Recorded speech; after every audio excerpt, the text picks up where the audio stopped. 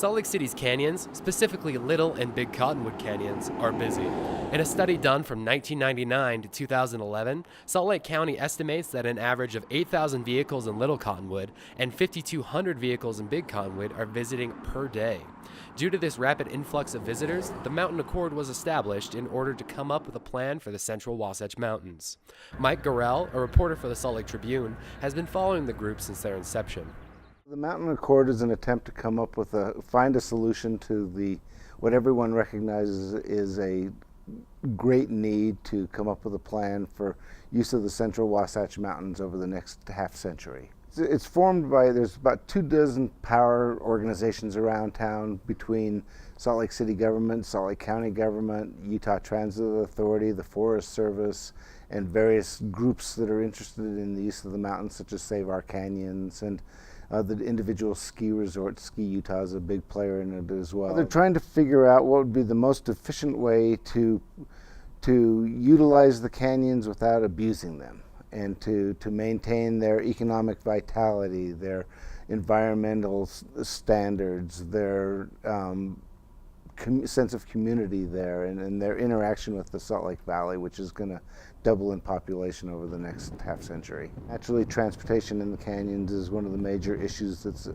involved, and the key thing there seems to be the idea of putting a light rail, or not a light rail, but a train going up Little Cottonwood Canyon, or a rapid transit bus service, and the idea of boring a tunnel from Little Cottonwood Canyon to Big Cottonwood Canyon, so you have an interconnect there between those two connections, and then possibly going over to the Park City side with that transportation system to connect it all. The current transportation blueprint involves a number of proposed transportation modes, but mostly focuses on bus and rail connections through Little and Big Cottonwood Canyons, with train tunnels connecting the two, as well as going through the mountain to Park City. Carl Fisher, who sits on the executive board for the Mountain Accord, is executive director of the nonprofit Save Our Canyons. Through our 40 plus years of our organization's efforts, I guess we're excited that we're on the executive board for the Mountain Accord. We're not just an organization participating, but we're trying to help lead both from a recreational standpoint, a dispersed recreation standpoint, but also an environmental standpoint. The idea of tunnels is definitely concerning. The idea of trains is equally concerning. We don't like it just seems horribly invasive to the canyons, period, to have some sort of infrastructure.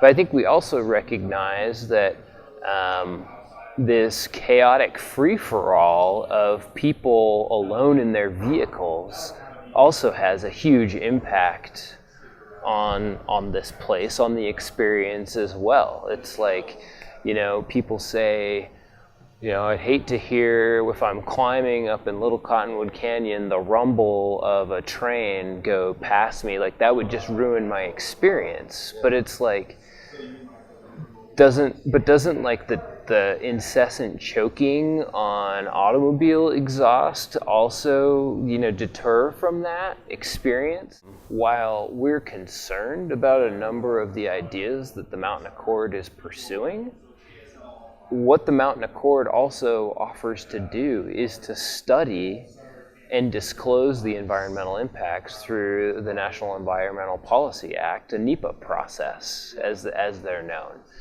And I think it's important for all of us to step aside from our ideologies and have a debate based on the facts, based on the merits of a project.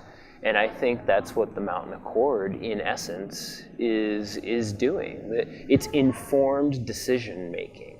Anders Fornelius, a local amateur skier and student at the University of Utah, has different opinions about the blueprint. I think with Big and Little Cottonwood Canyon in particular, the amount of work that it would take to put a train line up there would just be insane. There are already steep canyons, there's dangers with rocks, with avalanches. There's also a watershed with there being less snowfall.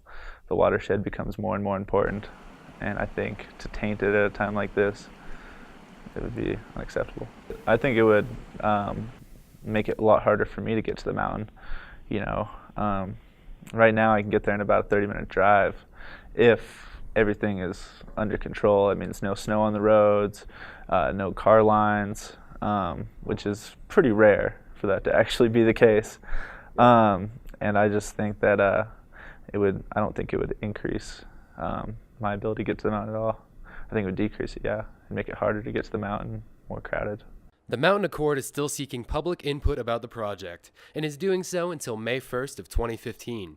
If you would like to give input or to learn more information, please visit mountainaccord.com.